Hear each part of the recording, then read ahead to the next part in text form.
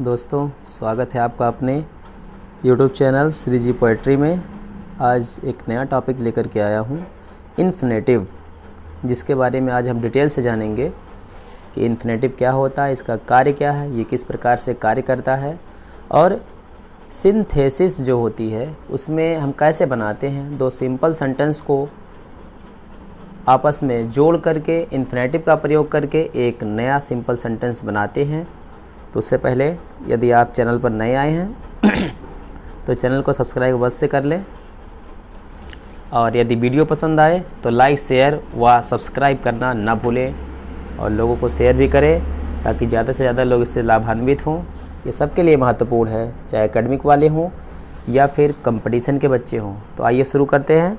Infinitive क्रियार्थक संज्ञा, अर्थात क्रिया के अर्थ में संज्ञा की तरह कार्य करने वाली, या कह सकते हैं क्रिया का मूलवर्ती रूप। ये क्रिया का क्या होता है? मूलवर्ती रूप होता है।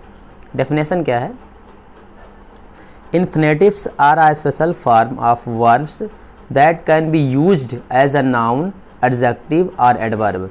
कहने का मतलब इन्फिनेटिव्स हैं, यानी कि क्रियार्थक संज्ञा हैं, अ स्पेशल फॉर्म, एक विशेष रूप, ऑफ वर्ब्स, क्रियाओं का, दैट कैन बी यूज्ड, जिसका प्रयोग हम कर सकते हैं एज अ नाउन, एक संज्ञा के रूप में, एडजेक्टिव, विशेषण के रूप में, या एडवर्ब यानी कि क्रिया विशेषण के रूप में। तो कहने का मतलब जो इन्फिनेटिव होता है वो हमारी क्रिया का एक विशेष रूप होता है।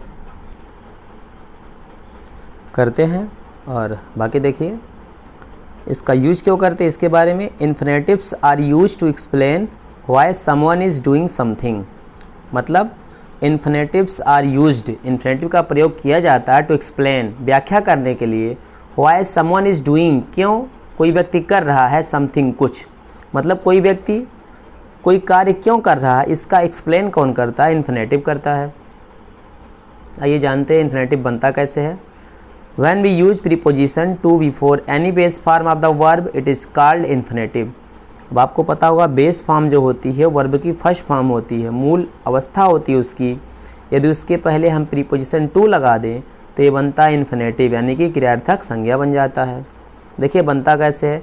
यदि हमारा दिया गया जो सेंटेंस है वो एक्टिव वॉइस में है तो हम क्या करते हैं, उसको बनाते हैं टू लगाते हैं एम बी के फर्स्ट फॉर्म के पहले, यानी कि क्रिया की प्रथम अवस्था के पहले टू लगा करके एक्टिव वॉइस में क्या बनाते हैं? इन्फिनेटिव बनाते हैं। लेकिन यदि दिया गया जो सिंपल सेंटेंस है वो पैसिव वॉइस में है तो हम क्या करते हैं? टू लगाते हैं, उसके बाद बी लगाते हैं, फिर एम बी की थर्ड फॉर्म का प्रयोग करते हैं, यानी कि टू बी, उसके बाद एम बी की थर्ड फॉर्म का प्रयोग करते हैं। और इनका अर्थ क्या निकलता है? इनका हिंदी में अर्थ निकालने पर ना, नी, ने आदि आता है। ये आप जानते हैं कि जो भी इन्फिनेटिव होते हैं उनका अर्थ ना, नी, ने निकलता है। टहलना, खेलना, कूदना, ये सब चीज़ें आती हैं। आइए इम्पॉर्टेंट चीज़, जब हम सिंथेसिस के दो वाक्यों को जोड़ते हैं, सिंपल सेंटेंस को जोड़ते हैं आपस में इन्फिनेटिव का प्रयोग करके, तो ध्यान दीजिएगा कि इन्फिनेटिव के प्रयोग से वाक्यों को जोड़ते समय एक वाक्य के फाइनाइट वर्ब को ज्यों का त्यों रहने देते हैं।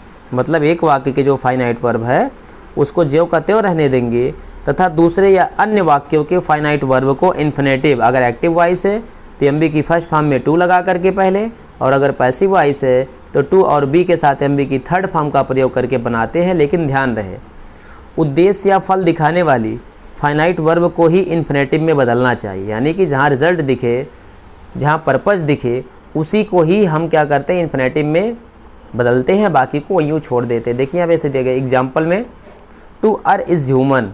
टू अर का मतलब त्रुटि करना ही, इज़ ह्यूमन मानव का स्वभाव है। टू अर लगा है तो गलती करना, नानी ने आया। यहाँ पे देखिए to tell a lie is a sin. To tell का मतलब बोलना, अ लाई का मतलब झूठ, इज अ सिन वो क्या है? अपराध है, पाप है, झूठ बोलना। तो टू टेल लगा, इसका मतलब झूठ बोलना, नानी ने, और यहाँ पे पाप करना, नानी ने, दोनों आया। प्रकार देखिए काइंड्स ऑफ इन्फिनेटिव्स, इसके प्रकार कितने होते हैं? दो प्रकार के होते हैं, टू टाइप्स होते हैं। एक होता है सिंपल इन्फिनेटिव्स, दूसरा होता है जेरेंडियल इन्फिनेटिव्स। सिंपल इन्फिनेटिव में क्या होता है? ये अर्थ देता है नानी ने, जो आपने ऊपर पढ़ा, और टू लगाता है एम बी के फर्स्ट फॉर्म के पहले, टू लगा करके बनता है। यह क्रिया के साथ साथ नाउन का भी कार्य करता है। तो ध्यान रखिएगा, सिंपल इन्फिनेटिव जो होता है वो क्रिया के साथ साथ नाउन का भी कार्य करता है। और किस प्रकार से कार्य करता है आपको पता होगा। जब नाउन का कार्य करेगा तो वाक्य में जिसके स्थान पर ये आएगा उसी के रूप में ये कार्य करने लगेगा। नाउन अगर सब्जेक्ट के स्थान पर आया तो ये वर्ब का सब्जेक्ट बन जाएगा, और यदि ऑब्जेक्ट के रूप में आया तो वर्ब का ऑब्जेक्ट बन जाएगा। कॉम्प्लीमेंट के रूप में आया तो किसी लिंकिंग वर्ब का कॉम्प्लीमेंट बन जाएगा। इस प्रकार से देखिए आगे बताया जाता है किस प्रकार से एक कार्य करता है। नाउन का कार्य करेगा, लेकिन किस प्रकार से करता है। पहला है सब्जेक्ट टू अ वर्ब, किसी क्रिया के कर्ता के रूप में दिया। टू वॉक इज़ यूजफुल, यानी कि चलना क्या है, लाभदायक है। अब यहाँ पे इज हमारा लिंकिंग वर्ब है, इसके पहले सब्जेक्ट होता है, इसके बाद में कॉम्प्लीमेंट होता है। तो टू वॉक जो दिया गया यहाँ पर है तो नाउन, लेकिन काम कर रहा सब्जेक्ट के रूप में, यानी कि इस लिंकिंग वर्ब इज के सब्जेक्ट के रूप में काम कर रहा है। दूसरा ऑब्जेक्ट टू अ वर्ब, यानी कि किसी क्रिया के कर्म के रूप में। अब यहाँ पे देखेंगे आप, यहाँ पर देखेंगे टू वॉक इज़ यूजफुल, यानी कि चलना लाभदायक होता है। अब यहाँ इज लिंकिंग वर्ब है और टू वॉक देखिए इसे सब्जेक्ट के रूप में काम किया, इसको हमने बताया ही था। ऑब्जेक्ट टू अ वर्ब बताने वाले थे। तो I like to read poems, मतलब आई लाइक मुझे पसंद है, टू रीड पढ़ना, पोएम्स का मतलब कविताओं को। तो ऑब्जेक्ट का काम कर रहा है। यहाँ पे देखेंगे लाइक हमारी क्रिया है और आई क्या है, सब्जेक्ट है। और to read poems, to read जो है ये ऑब्जेक्ट के रूप में काम कर रहा है इस लाइक के, पोएम्स के साथ में। थर्ड वाला क्या है, कॉम्प्लीमेंट टू अ वर्ब, यानी कि किसी क्रिया के पूरक के रूप में। कॉम्प्लीमेंट का मतलब होता है पूरक। कॉम्प्लीमेंट कहाँ लगता है, लिंकिंग वर्ब के साथ में लगता है। यहाँ पे दिए हैं her habit is to sing daily, मतलब उसकी आदत है प्रतिदिन गाना। अब ध्यान दीजिए, इज क्या है, लिंकिंग वर्ब है, और टू सिंग क्या है, इसके कॉम्प्लीमेंट के रूप में आया है। अर्थात क्या कर रहा है, इज लिंकिंग वर्ब के कॉम्प्लीमेंट के रूप में आकर के इस सेंटेंस के वाक्य को पूरा कर रहा है, इसके अर्थ को पूरा कर रहा है। तो टू सिंग क्या है, ये नाउन का तो काम कर रहा है, लेकिन आया किसके स्थान पर है, कॉम्प्लीमेंट के स्थान पर। यहाँ पर आप देख सकते हैं,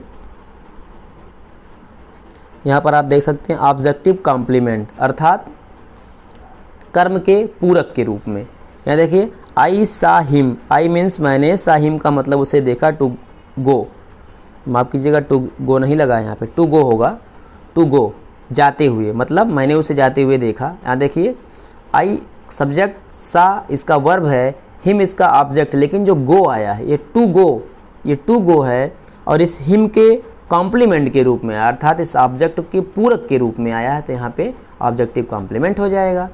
और यहाँ पे देखिए ऑब्जेक्ट टू अ प्रीपोजिशन, यानी करे किसी प्रीपोजिशन के ऑब्जेक्ट के रूप में, ठीक ना। ऑब्जेक्ट टू अ प्रीपोजिशन, किसी प्रीपोजिशन के ऑब्जेक्ट के रूप में देखिए कैसे होता है। He is about to go, वह जाने वाला है। तो ही इज़ वह है, अबाउट टू गो ध्यान दीजिएगा ये प्रीपोजिशन है, और टू गो जो है इसके ऑब्जेक्ट के रूप में आया है, ये लिंकिंग वर्ब है।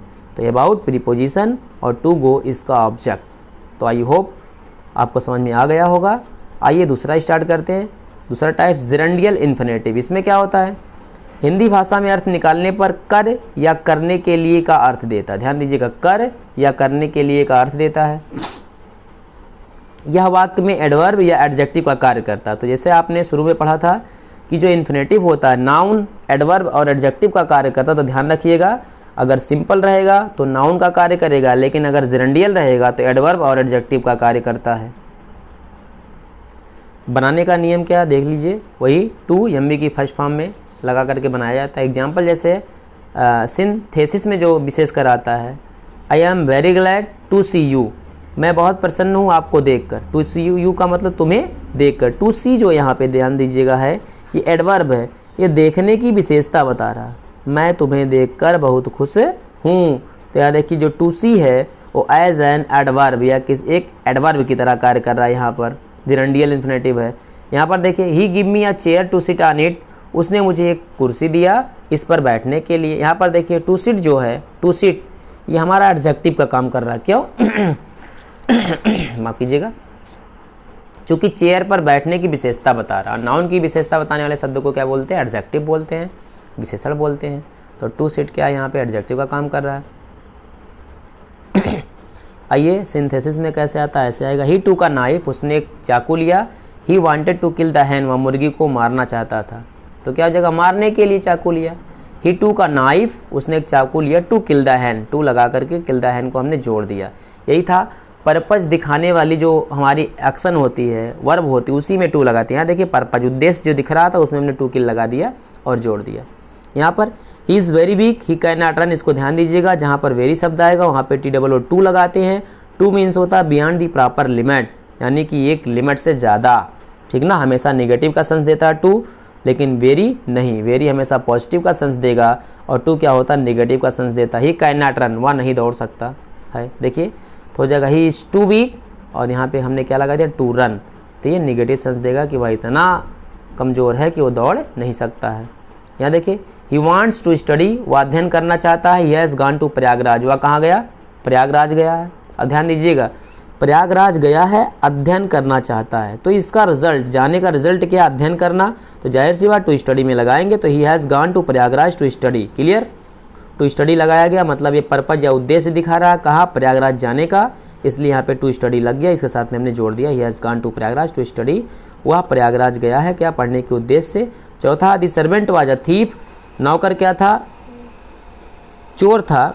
द मदर फाउंड दिस, माता को यह पता लगा। तो ध्यान दीजिएगा यहाँ पर देखेंगे आप, mother found the servant to be आती है, बी जो लगा है ये वॉच के लिए लगा है बी, ठीक ना, ये ध्यान दीजिएगा वॉच के लिए क्या लगा है बी। द मदर फाउंड, माता को मिल पाया या ज्ञान हुआ, द सर्वेंट के नौकर क्या है, टू बी आ थीफ, एक चोर है। इंपॉर्टेंट है, ध्यान रखिएगा इसको। यहाँ देखिए सी विल सी मी, वह मुझसे मिलना चाहता है। सी वांट्स दिस, वह ऐसा चाहता है, सॉरी माफ़ कीजिएगा सी है, सी विल सी मी, कह रहे सी विल सी मी, वह मुझसे मिलना चाहती है। सी वांट्स दिस, वह ऐसा चाहती है। तो ध्यान दीजिएगा, तो यहाँ पे देखिए सी वांट्स, वह चाहती है, टू सी मी, मुझसे मिलना। यहाँ सी का मतलब देखना ही होगा, मिलना बोलते नहीं, सी यू मतलब आपसे मिलते हैं, तो इसका मतलब नहीं आपको देखते हैं। तो सी वांट्स टू सी मी, वह मुझसे मिलना चाहती है। तो टू सी जो लगा हुआ, ध्यान दीजिएगा इस पर कि टू सी का मतलब क्या होता है, मिलना। उद्देश्य दिखाने वाले हमने क्या, वह चाहती है क्या करना भाई, मिलना, तो टू सी में हमने लगा दिया, लगा करके बना दिया। आई होप आपको समझ में आ गया होगा, और ऐसे ही और वीडियोज़ पाने के लिए चैनल को सब्सक्राइब कर ले। मिलते आप लोगों से नए सेशन में, तब तक के लिए बाय बाय।